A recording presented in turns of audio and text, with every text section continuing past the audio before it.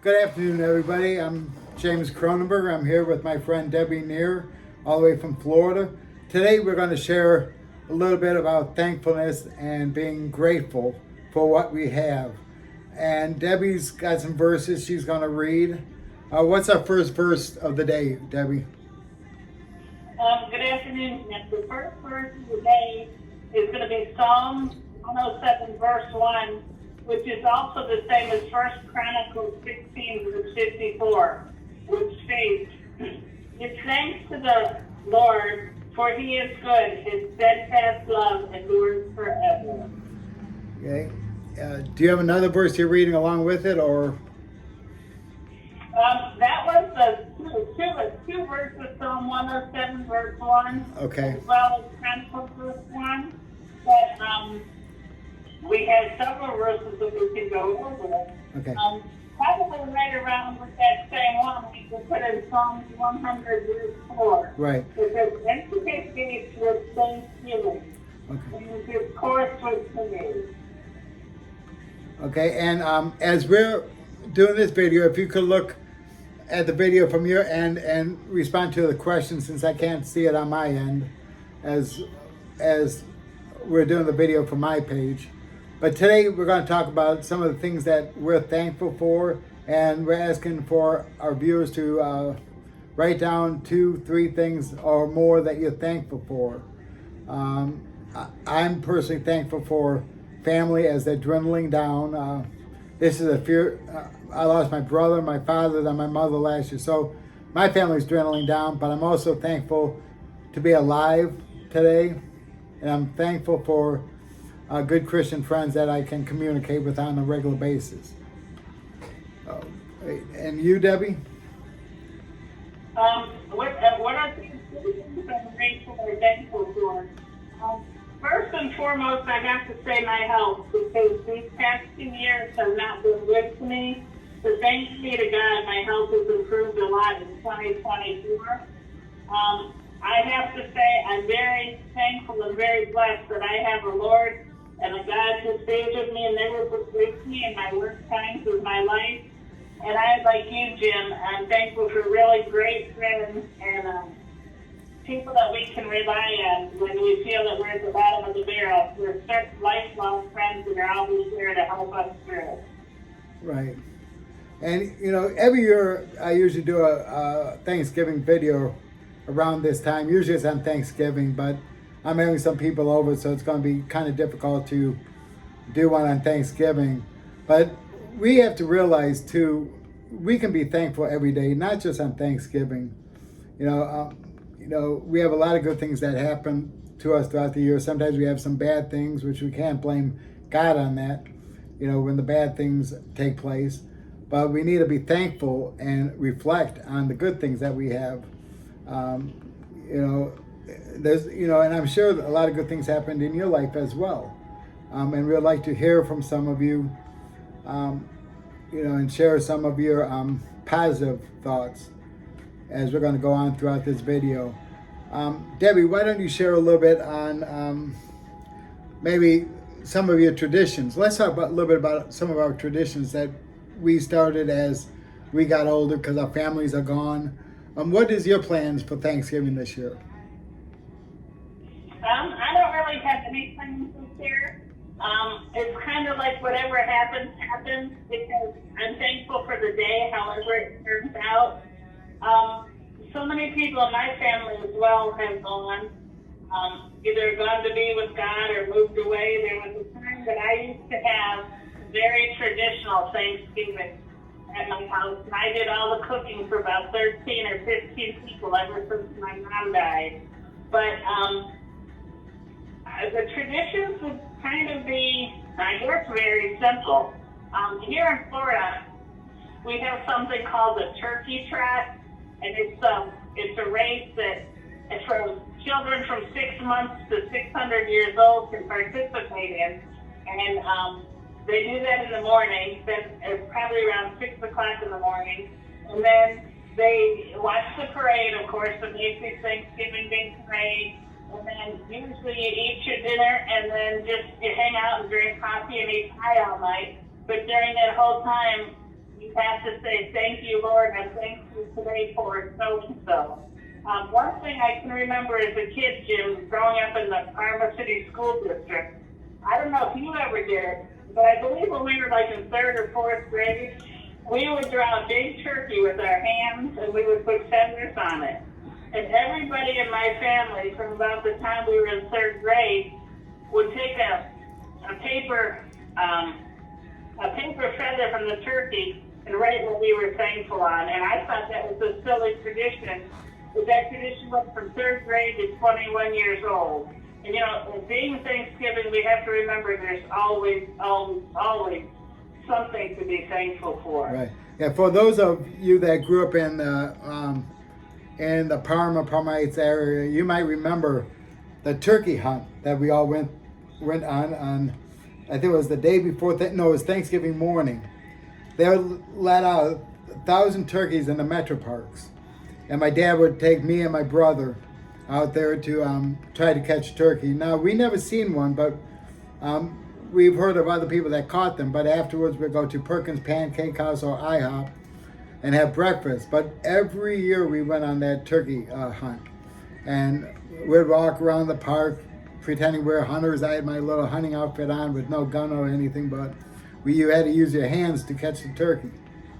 That was probably the most difficult things. My brother had turkeys on his farm, and they can scratch. So we brought like a blanket, that we'd throw on the turkey. But we also had traditional Thanksgiving with our family every year. But I grew up where we were thankful on a daily basis, and prayer was part of our life. So it wasn't just Thanksgiving that we were thankful. We were thankful throughout the whole year. And now, it's whoever can make it to Thanksgiving. I used to invite over 2 or 3 people coming out of prison that year, so they would have a place to go. And now it's been kind of the same people for the last 4 or 5 years. And I do all the cooking for the most part. And so far, nobody has died, so I'm doing good. And tomorrow this Thanksgiving, we're gonna sit around the dining room table. I got into the habit of sitting in front of the TV because of football, but a couple of the people coming over wanted to sit around the table like we all did pretty much growing up. That's how times have changed. It used to be more family oriented than commercial. And now it's more commercial, and kids want to go to play with their friends. And then, the sad thing is, maybe the grandparents come over, or uncles, aunts, or brothers or sisters. Someday you won't have that table to go to anymore. You might as well enjoy it now while you still have your family. Because someday you're going to be starting new traditions that doesn't involve the immediate family anymore. What's our next verse for today?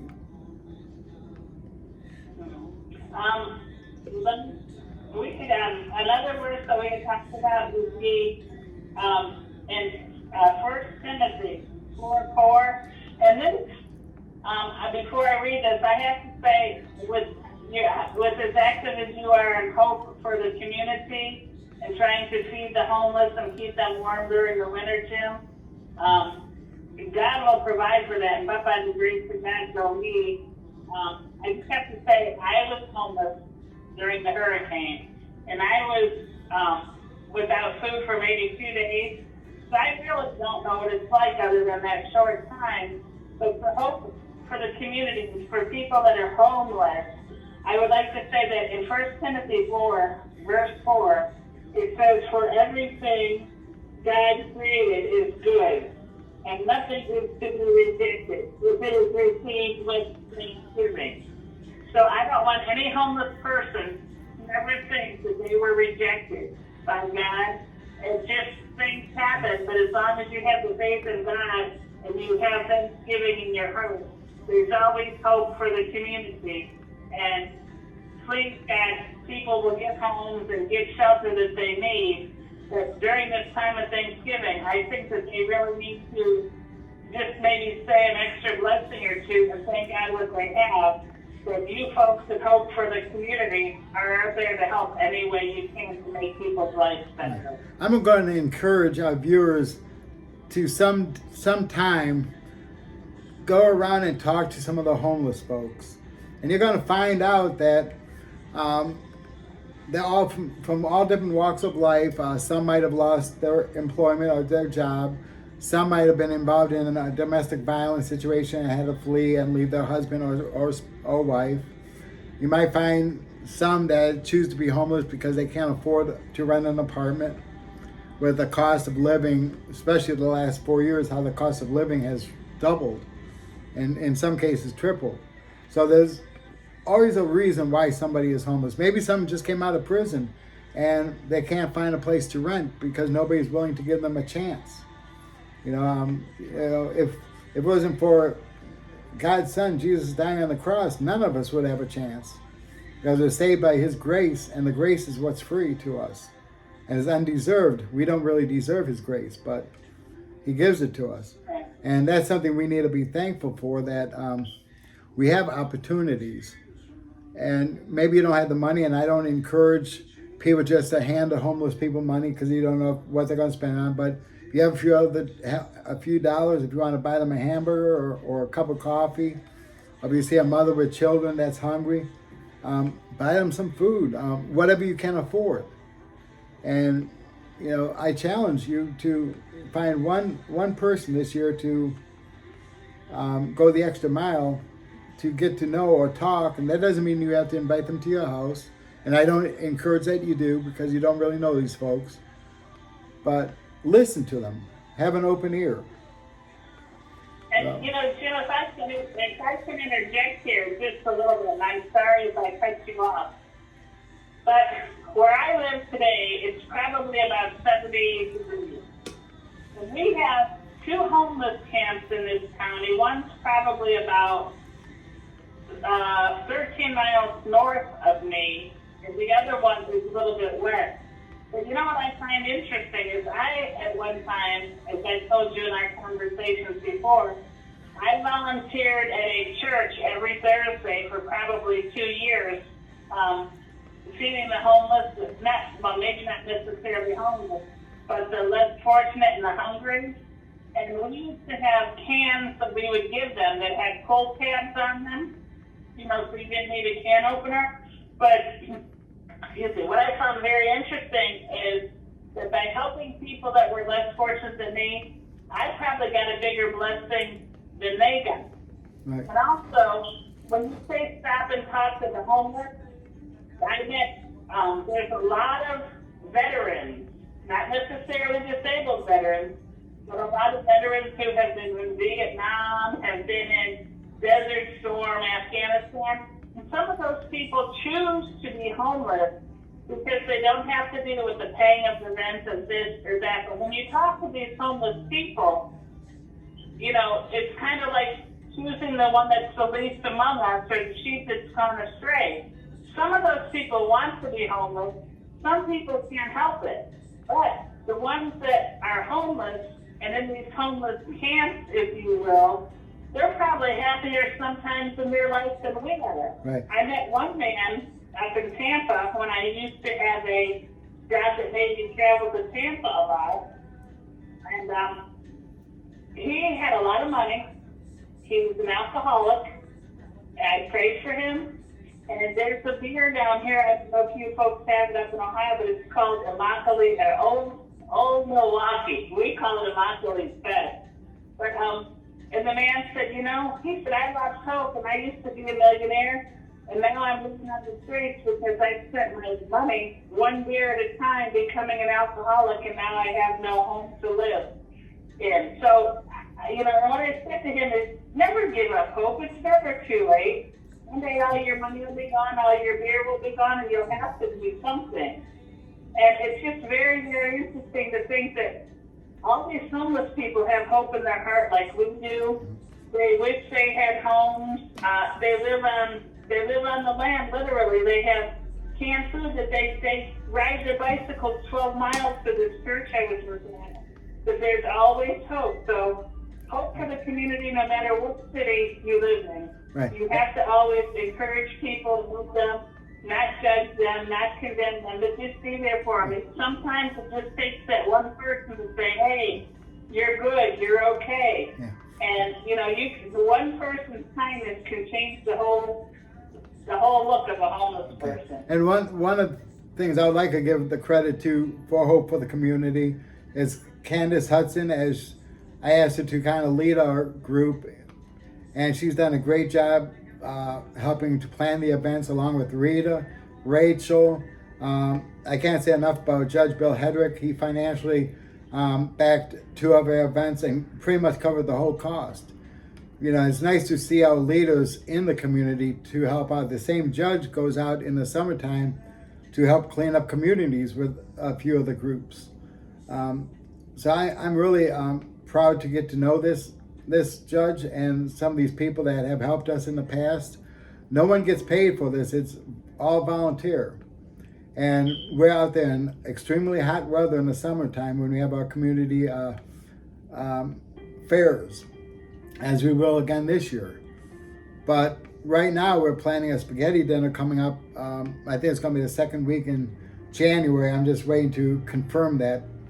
It was originally planned for December, but due to Candace having surgery, and continue to pray for for Candace, please, folks.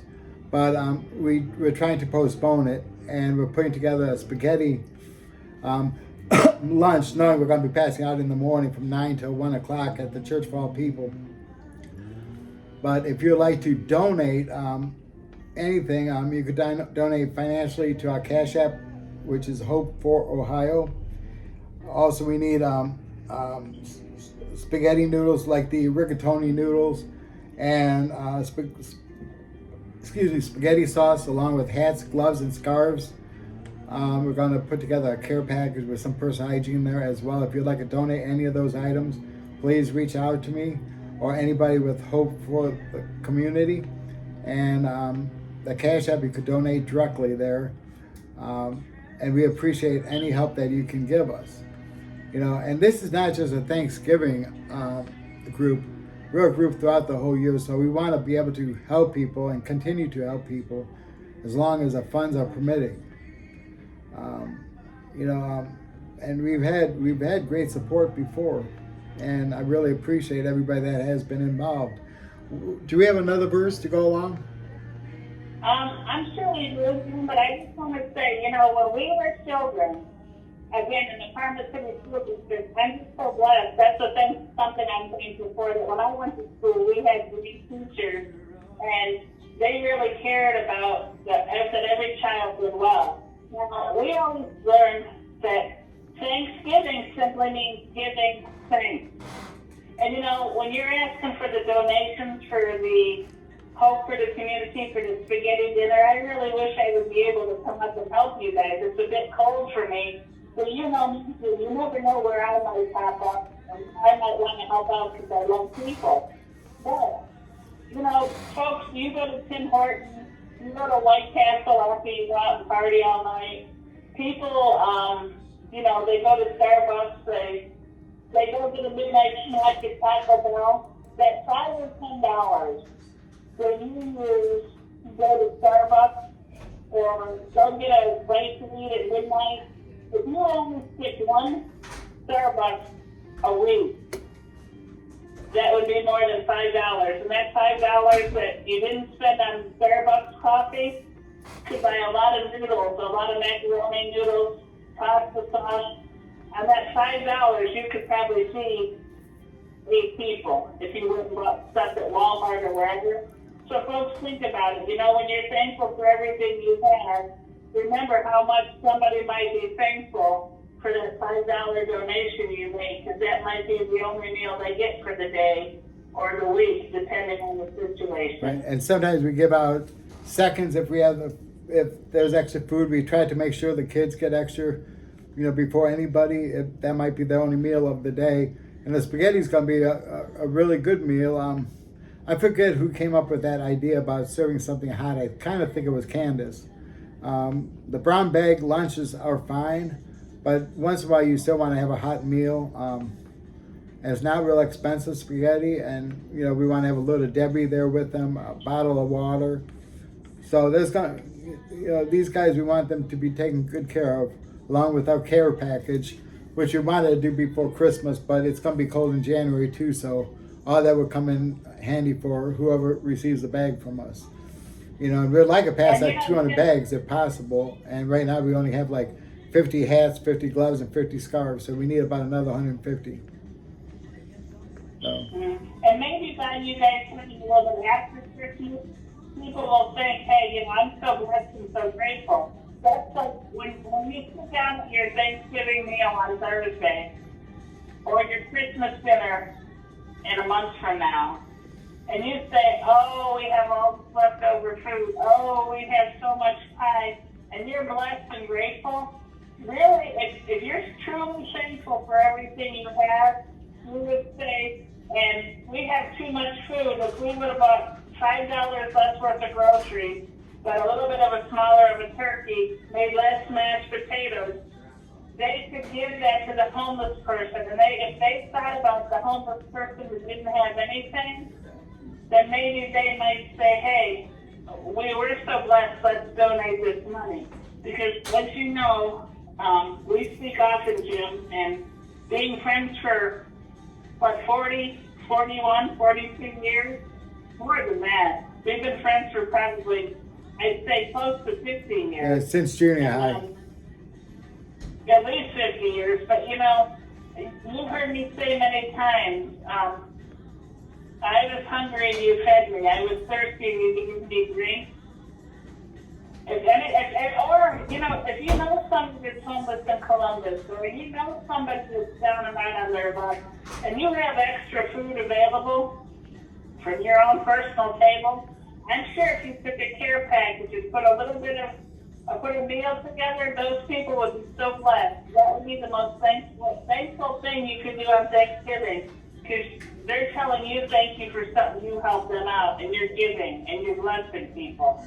So, folks, just, you know, please try to do all you can. So thank you, Candace Hudson. I haven't met you in person yet, but I surely hope that I do get to meet all of you that just spoken about folks in the community. And everybody have a blessed Thanksgiving, and just keep giving praise to God and thanking God, because as we opened up with God is good and His steadfast love endures forever. And Jim, you asked me that I have another verse or another saying. I do have one last one, but before we close, I want to say, Jim, thank you for everything you do for the community. Thank you for being a very near and good friend to me. I don't know where I'd be without you sometimes, as much as you helped me when we were kids. And just everybody, be kind, be blessed, happy Thanksgiving. And I guess that we can close with, or I'll finish my end with saying that in Philippians 4:6, it says, do not be anxious about anything, but in everything, and it says in everything, by prayer and petition, give it with thanksgiving. Present your request to God. I think that's all any of us can do is present our prayers with thanksgiving. But when you do it with a truly sincere, grateful heart, you will be blessed more than ever. So, Jim, thank you so much for your time today. Okay. And I wish your organization all the best, my friend. And everybody, happy Thanksgiving, and we'll be back sometime after Thanksgiving. We're going to try to make this a weekly podcast. If you have any ideas on what you would like us to talk about, or if you'd like to be a guest, please let us know, and we could arrange it. And we're always open to suggestions, everybody. Happy Thanksgiving.